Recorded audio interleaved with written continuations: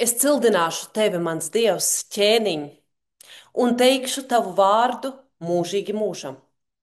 Katru dienu es teikšu tevi un slavēšu tavu vārdu mūžīgi mūžam. Žēlīgs un līdzcietīgs kungs, gauss dusmās, bet dāsns žēlastībā. Labs kungs pret visiem, jūt līdzi katram, ko viņš radījis. Gods lai ir tēvam, dēlam un svētajam garam. Āmen. Dievs neatstums nevienu, kas nāk pie viņa. Dievs neatraidīs nevienu, kas tuvojas viņa vaigam ar lūgšanu. Lieksim sirdis un iesim Dieva priekšā ar pateicību un ar sirds izkratīšanu, lai atbrīvojamies no visas netaisnības, kas aizķērusies dvēselē. Lūksim klusā personīgā lūgšanā.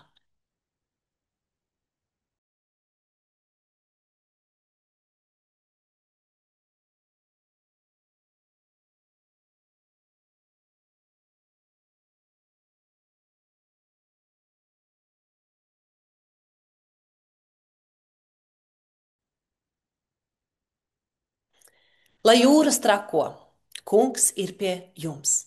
Lai kalni lokās, viņš ir mūsu pusē. Lai cilvēki šaubās, mēs nešaubīsimies, bet gan ticēsim, ka Dievs uzklausa savu bērnu patiesās lūgšanas un sūdzēšanas. Kā Dieva aicināta, viņa prieka vēsts pasludinātāja, es jūs iedrošinu. Nebīsties, jo viss ir piedots Dieva Tēva, Dēla un Svētā gara vārdā. Āmen. Svētīgi tie, kas Dievu vārdu dzird un pasargā. Klausīsimies Dievu vārdu. Pirmais lasījums šorīt ir no 66. psalma. Korvedim, dziesma, psalms. Gavilējiet Dievam visi, kas virs zemes. Apdziediet viņa vārda godu, godību lieciniet viņa slavai. Sakiet Dievam, cik baisi tavi darbi. Tik liels tavs spēks, ka naidnieki lišķē tev. Visa zeme tev zemojas un dzied tev slavu, dzied slavu tavam vārdam. Nāciet un raugiet, ko dara Dievs. Varens viņš parādās cilvēku dēliem. Viņš pārvērt jūru par sauszemi, kājām tie pārgāja upi, tādēļ līksmosimies par viņu. Viņš valda mūžīgi savā spēkā, viņa acis uzlūko tautas, lai spītnieki nepaukstinās. Slavējiet tautas mūsu Dievu, lai dzird visi, kā skan tam slava, kurš mūsu licis dzīvo vidū un mūsu kājām nav ļāvis klupt. Āmen. Otrais lasījums no vēstules Galatiešiem, 6. nodaļas. Brāļi, ja arī kāds cilvēks ir izdarījis pārkāpumu, tad jūs, kas esat garīgi, centieties viņu izlabot lēnprātības garā. Bet pielūko, ka arī tu pats nekrīti kārdināšanā. Nesiet cits cita grūtumus, tā jūs piepildīsiet Kristus bauslību. Ja kāds iedomājas, ka viņš ir nezin kas, nebūdams nekas, tāds maldina pats sevi. Katrs, lai pārbauda pats savus darbus, tad viņam būs pamats lepoties savā priekšā, nevis citu, jo katram jānes sava nasta. Kas mācās Dievu vārdu, lai visos labumos dalās ar savu skolotāju.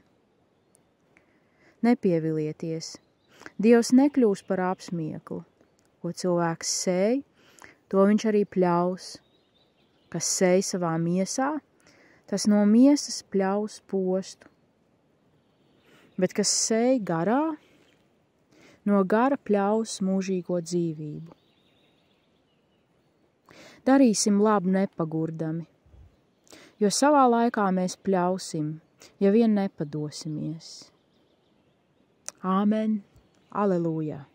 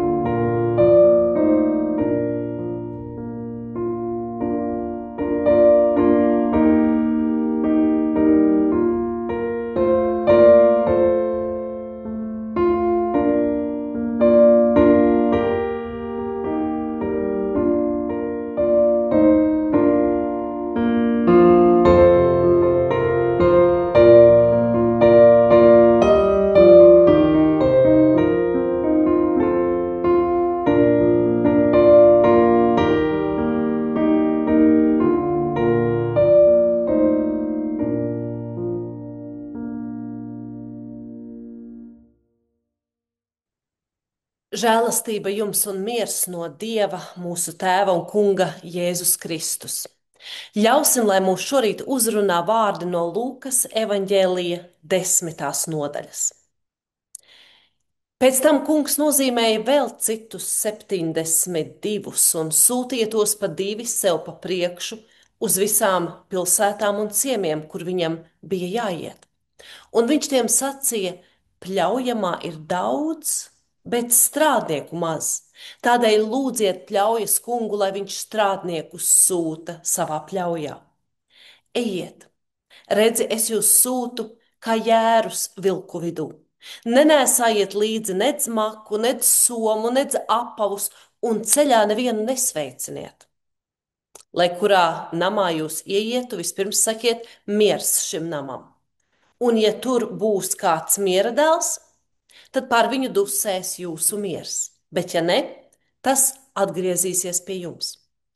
Tajā pašā namā palieciet, ēdiet un dzeriet, kas viņiem ir, jo strādnieks ir savas algas cienīgs.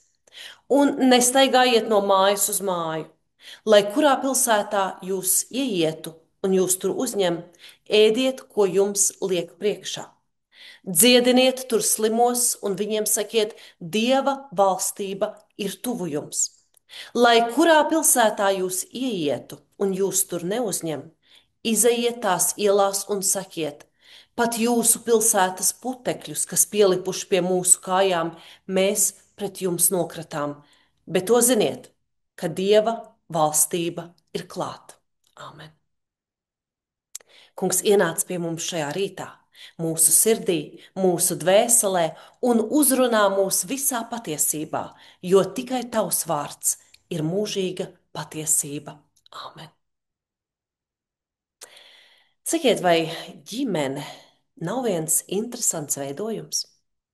Vismaz kādreiz satiekoties, tā liekas, un pavadot īpašu laiku, mēs radojamies viens ar otru, dalāmies kopīgos senčos, kopīgā vēsturē, fotografijās un pat kopīgā DNS. Mēs runājam par stipru uzticību, piesaucot asinsradniecību un senču balsi. Kā vecākiem un bērniem, brāļiem un māsām mums ir saiknes, kas pārsniedz izteiktos vārdus. Mēs mīlam viens otru, pat ja mums kāds no radiem īpaši nepatīk. Bieži vien vēroju ģimenes, kur viens otru pieskata, uzmana un apčubina, slēpjot sabiedrības acīm negludumus, nebūšanas un pat izteiktas problēmas. Bet ģimenes pieņem, it kā neviens ne ar ko neatšķirtos. Bet tas dīvainākais, ka kultūrā, kurā izvēles izdarīšana tiek uzskatīta par dieva dotu cīņu, mums ir tādas ciešas saites ar cilvēkiem, kurus mēs paši neesam izvēlējušies. Klasiskā situācijā mēs neizvēlamies ne savus vecākus, ne bērnus, ne māsas un brāļus, vecvecākus vai māsītes un brālēnus, jo tās vienkārši ir dieva piešķirtas akcijas. Un mēs tās pieņemam kā daļu no dzīves, kas gan sniedz prieku un piederības apziņu, gan reizēm sagādā sāpes un gadiem ilgas ciešanas. Kristīgā draudze bieži vien tiek saukta par ticīgo ģimeni. Mēs saucam sevi par māsām un brāļiem Kristū. Ik viens, kam pēc kristībām vēl tā sakot ir slapš aiz ausīm, ir automātiski ieskaitīts šai saimē, šai ģimenē, un no mums tiek sagaidīts, ka mēs pret viņiem uzvedīsimies kā ģimene. Tieši tāpat kā pret pat iesvētītiem jauniešiem draudzē, kad no mums tiek sagaidīts un arī prasīts atbalstīt viņus, palīdzēt un sniegt padomus, kad viņi pie mums cerams griežas un atgriežas. Tas nozīmē, ka mēs viņus mīlam. Jā, pat tad, ja mums viņi īpaši nepatīk, tāpat kā ģimenē. Praktizējam viesmīlību, pasludinam piedošanu, izrādam laipnību un žēlastību. Citiem vārdiem sakot, mēs saprotamies. Bieži vien ģimenes attiecības ir sarežģītas tāpēc, ka šie cilvēki, ko mēs neizvēlējāmies, pat ja tie ir miesa no mūsu miesas, mēdz būt tik ļoti atšķirīgi no mums. Veselas pasaules attālumā, ar mums svešām idejām un ideāliem. Ja tas tā ir bioloģiskā ģimenē, tad tas pats attiecas arī uz kristības ģimeni. Mēs saprotam sevi kā saistītus tādā mistiskā saitē, ne ar asinīm, bet ar ūdeni, ar kristību ūdeni.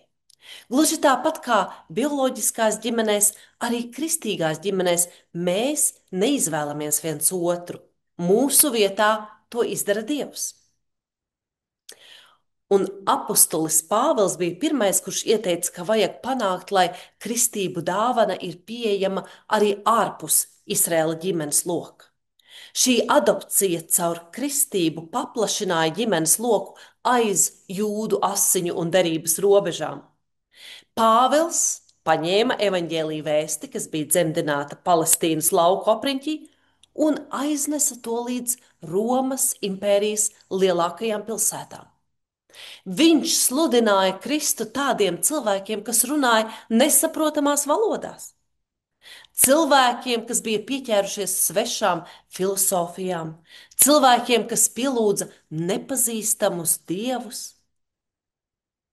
Pēkšņi kristīgā ģimene sāka pildīties ar svešiniekiem, kas ienāca tajā ar svešu pārliecību.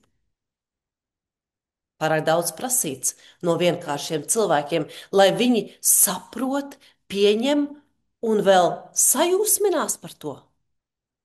Un tomēr te nu mēs visi esam. Daļa no vasaras svētku saimes. Un ir svarīgi, ka jūtamies vienoti, un ja tā tomēr nav, tad vismaz par šo vienotību aicinām sevi padomāt. Pāvila vēstules savām misijas draudzēm atklāja gan ticīgo ģimenes priekus, gan bēdas.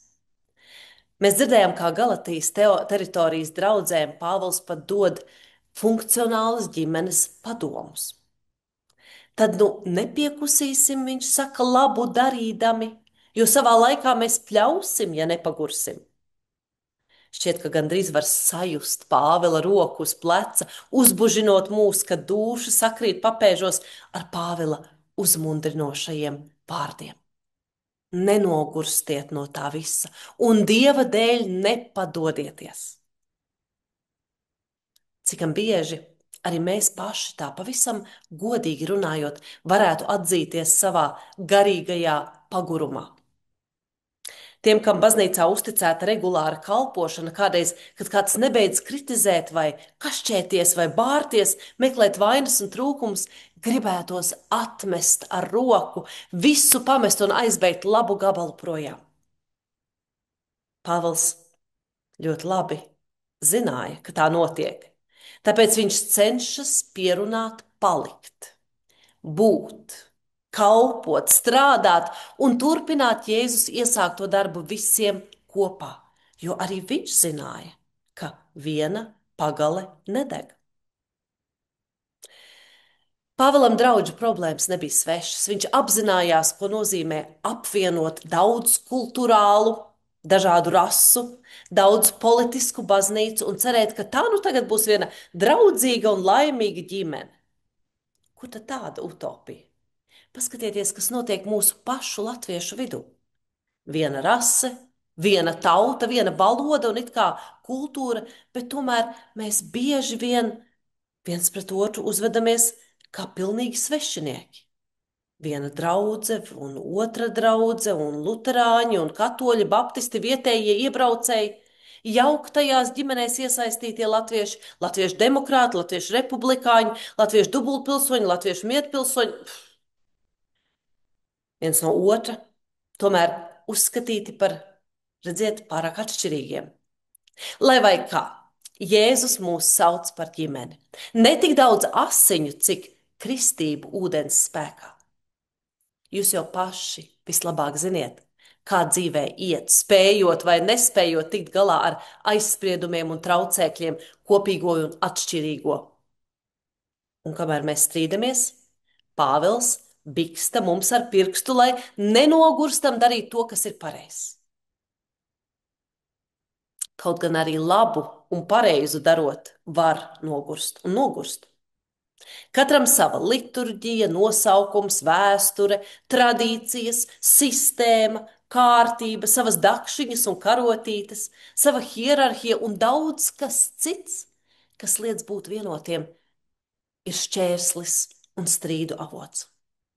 Un mēs neatrodam kopīgus risinājumus, kopīgu ceļu, un atkal brīnamies, kāpēc nepietiek ar ticēšanu Jēzum, lai mēs būtu viens, vienoti, savienoti, lai mēs būtu kopā. Dažreiz vai pat regulāri gribas pamest tādu ģimeni uz visiem laikiem.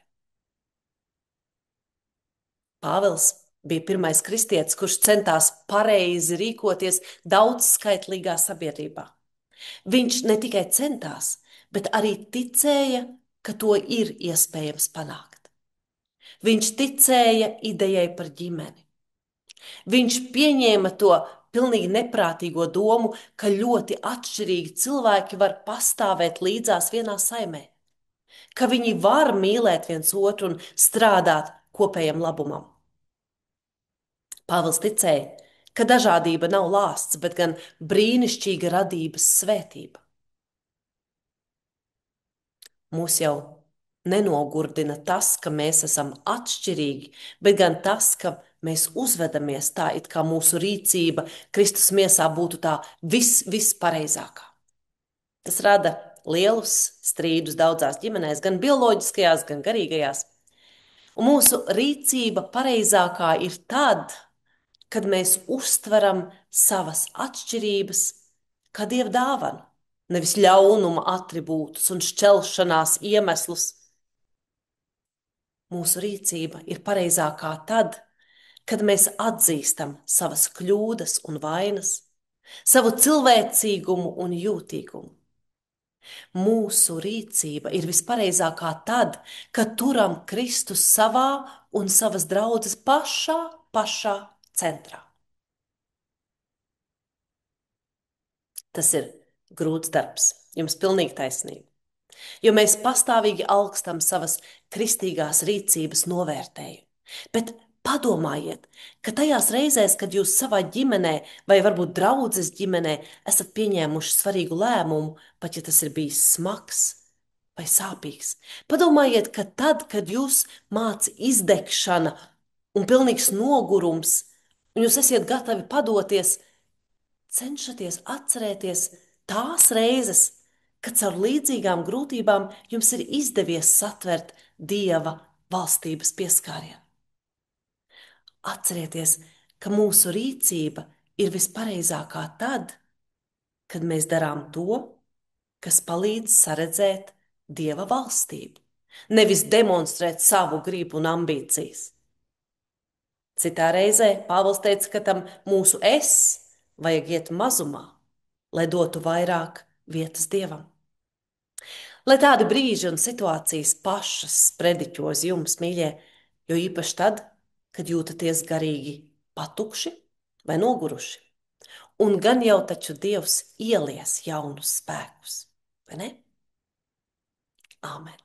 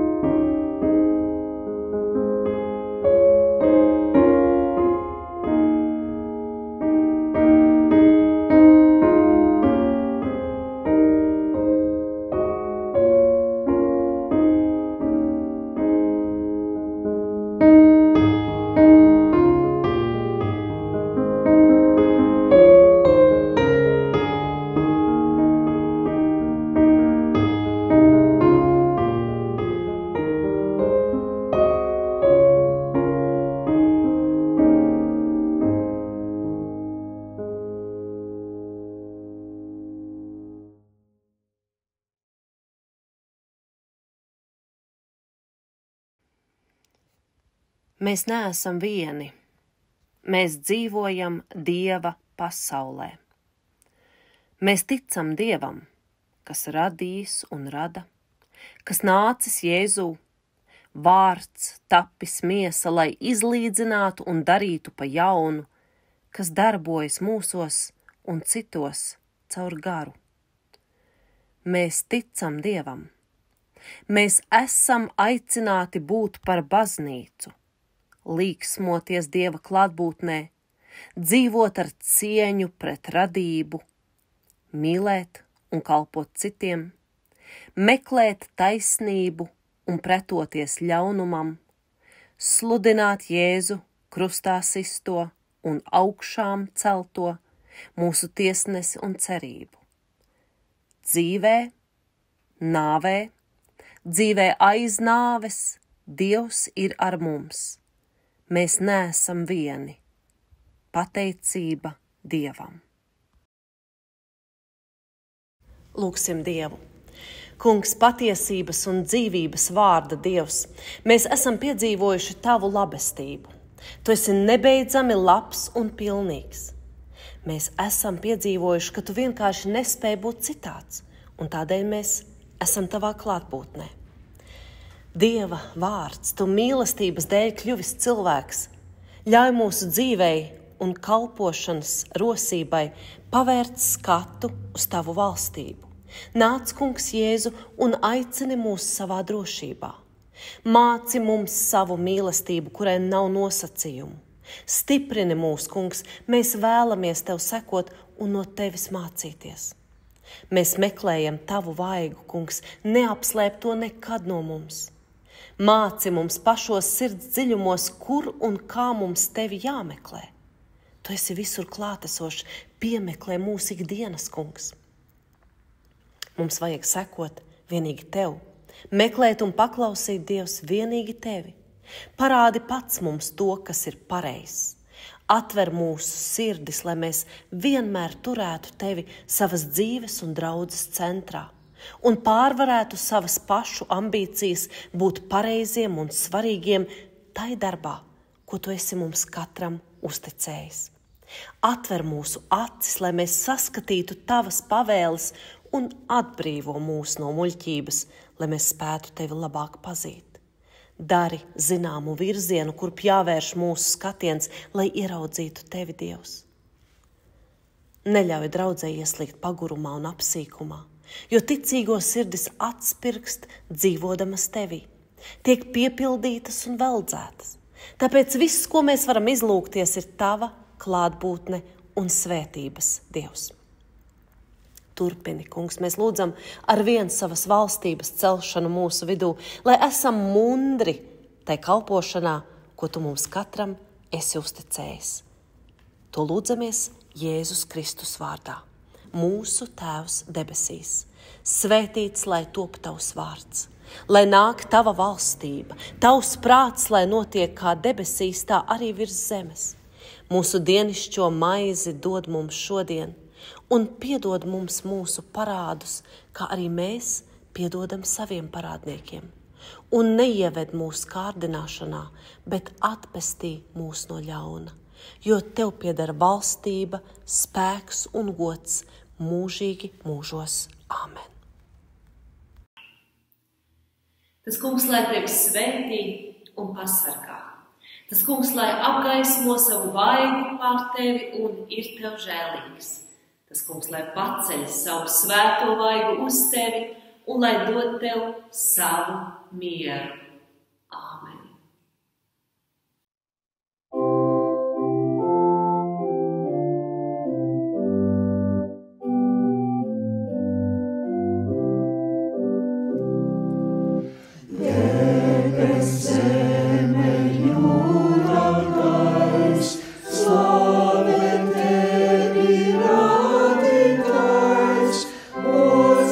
Sirds un arī Tu.